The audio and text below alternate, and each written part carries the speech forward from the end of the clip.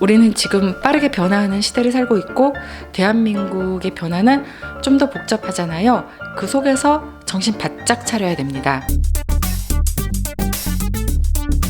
안녕하세요. 닥터 전미경입니다. 오늘 영상은 저번 이 영상에 이어서 찍는 영상입니다. 연인이나 부부가 싸우는 것은 MBTI가 달라서 싸우는 것이 아니다. 공정성이 다르기 때문에 말이 안 통해서 싸우는 거다. 이런 말을 했죠. 오늘은 공정성이 과연 무엇인지 심화학습을 하도록 하겠습니다. 인터넷 뉴스에서 본 사연인데요. 원문 그대로 읽어드리겠습니다. 남편과 10년의 연애 때 결혼한 A씨는 우연히 남편이 결혼 전 성매매를 했다는 사실을 알게 됐다.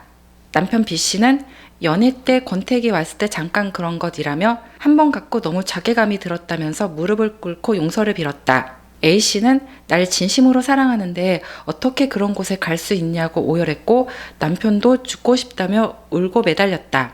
알고 보니 한 번의 실수가 아니었다. 남편은 이후에 친구와 간 적은 있지만 성관계는 안 했다고 해명했다. A씨는 혼인신고 후라 혼인 취소를 하려고 했는데 취소 요건에 맞지 않아서 절망했다고 털어놨다. 수개월이 지났다. 남편은 모범적인 모습으로 돌아왔다. 상처가 무뎌질 무렵 우연히 남편이 친구와 나온 카톡 대화를 보게 됐다. 남편의 친구는 결혼을 생각 중인 여자친구와 관계가 소원하다고 고민을 털어놨고 이에 남편은 그런 곳에 가보라고 제안했다. A씨 남편은 헤어지던지 헤어지지 말고 그런 데 다녀와라. 요즘은 펜션 같은 데서 술 마시다가 눈만 맞아도 2차 가고 그런다고 했다.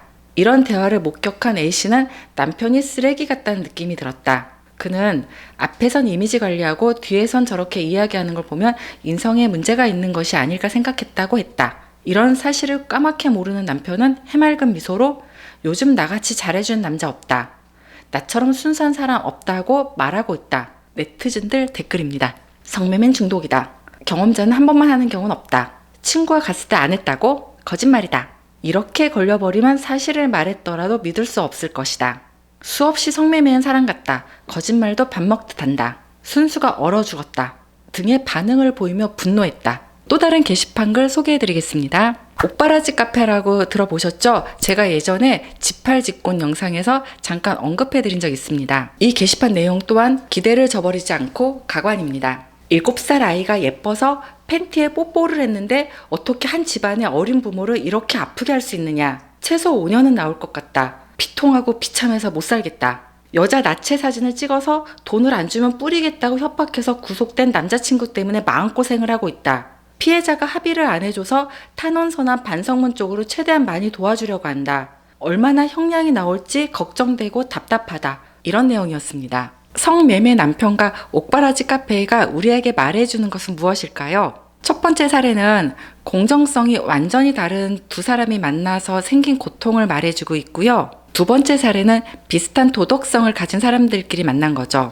도덕성이 바닥인 사람들이죠. 끼리끼리 사이언스 법칙을 보여주고 있습니다. 오늘은 이런 가치관이 차이가 어디에서 오는지, 이것이 우리 삶에 어떤 영향을 미치는지 알아보겠습니다. 이런 가치관의 차이를 알기 위해서는 우리가 흔하게 알고 있는 MBTI보다 조금 더 전문적인 검사 도구가 필요합니다. 빅5 검사를 소개해드리겠습니다. 현재까지 심리학에서 가장 신뢰받는 성격 검사입니다. 심리학 학부 전공자들은 다 아는 내용이고요. MBTI는 일반 대중들에게 핫한 검사일 뿐 전문가들에게 크게 인정받는 검사는 아닙니다. 빅5가 만들어진 과정이 흥미롭습니다. 1936년에 올퍼트와 오드버트라는 심리학자가요, 영어 사전을 뒤진 거예요. 인간의 성격과 감정을 지칭하는 모든 단어를 골라냈죠. 총 18,000여 개가 되었습니다. 이 단어들을 분류를 해보니 크게 5가지로 분류가 되더랍니다. 더 놀라운 건요, 다른 문화권에서도 비슷한 결과가 나온 거죠. 스페인어, 중국어, 독일어 사전을 분석해보니 역시 같은 결과가 나왔습니다. 인간이 성격을 설명하는 보편적인 특성이 발견이 된 거죠. 그래서 나온 5가지 특성 간단하게 공부하고 넘어갑시다. 첫째, 개방성입니다. 저번 시간에 잠깐 말씀드렸고요. 새로운 경험과 생각을 얼마나 받아들일 수 있는지 보는 척도입니다. 예술적 감수성이나 지적 호기심도 여기에 포함되고요. 이게 낮은 사람들은 뭐다? 꼰대죠. 두 번째, 성실성입니다. 얼마나 계획적이고 책임감 있게 행동하는지를 보여주는 지표입니다. 규칙을 잘 지키고 목표를 향해 꾸준히 노력하는 정도를 보여주는 거죠. 세 번째, 외향성입니다. 사람들과 잘 어울리고 에너제틱한 정도를 말합니다. 넷째, 우호성입니다. 다른 사람들과 얼마나 협조적으로 잘 어울리는지를 보여주는 지표입니다. 공감 능력이나 이타성이 여기에 해당됩니다. 다섯째, 신경증이고요. 감정적으로 얼마나 불안도가 높은지, 스트레스에 취약한지를 보여주는 지표입니다. 빅5에 맞춰서 저 개인을 좀 말씀드릴게요. 개방성 높고요. 성실성 높습니다. 외향성 낮습니다. 우호성은 중간 정도 됩니다. 신경성 높습니다. 제가 이런 사람이라는 것은 그동안 책이나 강연 자리에서 다 오픈해 드렸습니다. 여기서 재미있는 사실이 더 있어요. 심리학자들이 뭔가 부족한데? 이렇게 깨달은 거예요. 새로운 연구가 시작됐고요. 이 빅5에 요소 하나가 더 더해지게 됩니다.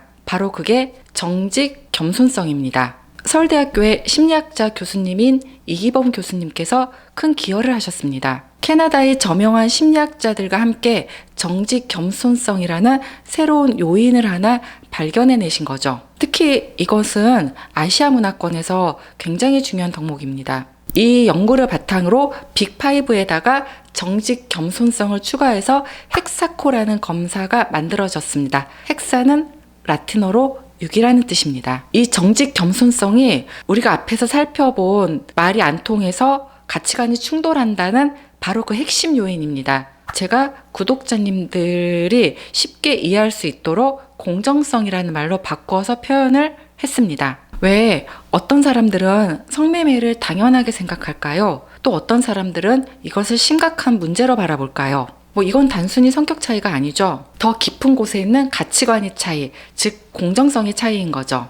제 책입니다. 당신의 사랑은 당신을 닮았다. 이 책에서 분노 코드라는 말로 좀 설명을 해드렸고요. 요새 젊은 친구들은 빡침 코드라고 표현합니다. 분노의 지점이 사람마다 다르다는 거죠. 예를 들어서 누군가가 새치기를 하는 걸 봤다고 칩시다. 어떤 사람들은 급한 일이 있나 보네. 또 어떤 사람들은 뭐야 저렇게 몰상식한 행동을 하다니 이러면서 분노를 하겠죠. 바로 이게 분노 코드, 빡침 코드가 서로 사람마다 다르다는 거죠. 이 공정성이 높은 사람들은 불공정한 상황에서 강한 분노를 느끼게 됩니다. 본인의 도덕적 기준이 명확하기 때문입니다. 이건 해도 되는 거고 저건 해선 안 되는 짓이야.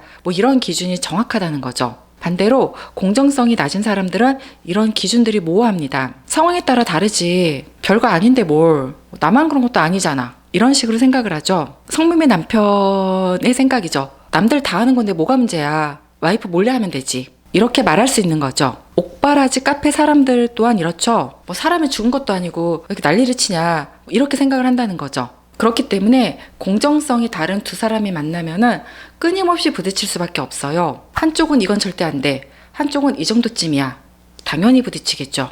이건 단순히 대화로 해결될 수 있는 문제가 아니에요. 세상을 보는 가치관 자체가 다른 거죠. 자, 그럼 이런 공정성의 차이가 우리 삶에서 어떻게 나타나는지 한번 살펴보겠습니다. 예전에 오신 한 여성분 얘기 좀 해드릴게요. 시어머니가 평소에 말씀을 너무 막 하셔서 속상했던 며느리 입장이었거든요. 며느리를 부르는 기본이 야입니다. 안 싸 돈을 지칭하는 기본은 니네 엄마입니다. 본인이 어떤 일로 심기가 불편할 때 며느리 앞에서 차마 입에 담을 수 없는 욕을 마구 하시는 분이셨고요.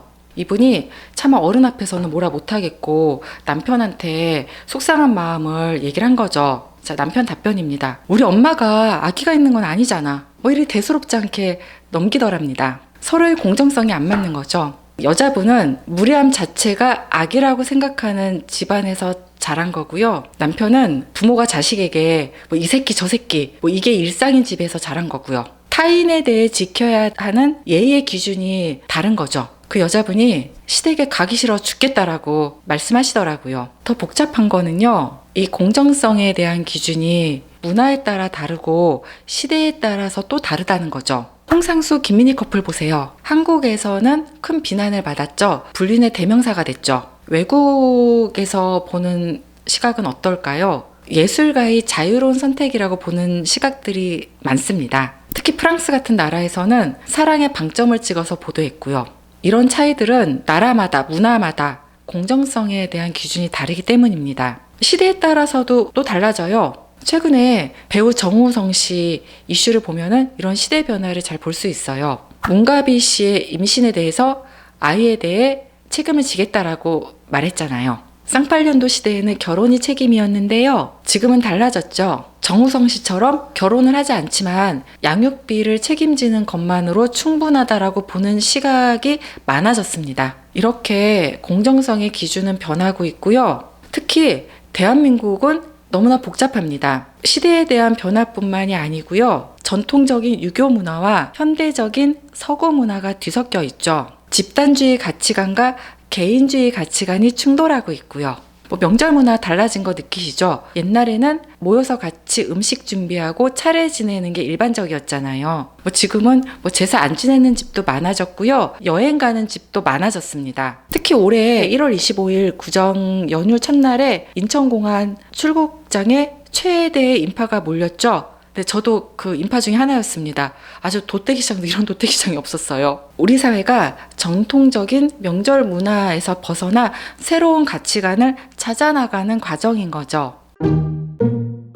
구독자님들께 몇 가지 질문 던지면서 영상 마무리하겠습니다. 헥사코 검사에 나오는 문항을 제가 살짝 바꿨습니다. 스스로의 공정성을 알 수 있는 질문들입니다. 나는 남들에게 진실을 말하는 것을 중요하게 생각한다. 나는 때로는 남들을 교묘하게 조종하려고 한다. 나는 상황에 따라 내 말과 행동을 바꿀 수 있다. 돈이 된다면 약간의 부정도 행할 수 있다. 나는 이익을 위해 다른 사람을 이용할 수 있다. 이 질문에 대한 여러분의 답은 무엇입니까?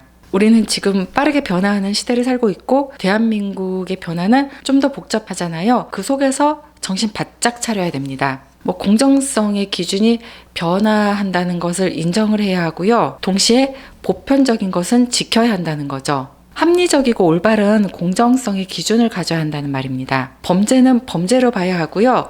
잘못한 건 잘못한 거라고 얘기할 수 있어야 한다는 거죠. 앞서 본 사례들 다시 살펴볼게요. 성매매 남편은 100번, 1000번 잘못한 거고요. 옥바라지 카페도 마찬가지죠. 성범죄자를 미화하고 왜곡하고 있죠. 조두순 마누라를 보는 기분이었습니다. 우리가 제대로 된 공정성을 가진다는 건 얼핏 보면 나의 삶을 제한하는 것 같지만 그렇지 않습니다. 우리는 그 공정성의 범위 내에서 자유롭게 뛰어놀 수 있습니다. 예를 들면 제가 우리 아들한테 숙제 다 하고 나서 유튜브 1시간 봐야 해. 이렇게 정해준단 말이에요. 우리 아들은요, 눈에 불을 켜고 봅니다. 열심히 봅니다. 근데 이런 기준이 없으면은 우리 아들이 슬금슬금 엄마 눈치 보면서 불안에 떨면서 봐도 될 것인가 말 것인가, 보고는 싶은데 엄마한테 혼날 것인가 안 혼날 것인가, 이러면서 유튜버를 보지 않겠습니까? 바로 이런 거죠. 도덕성도 마찬가지입니다. 그 선을 지킬 때 진정으로 자유로울 수 있습니다. 상황에 따라 다르지. 남들도 다 하는 건데.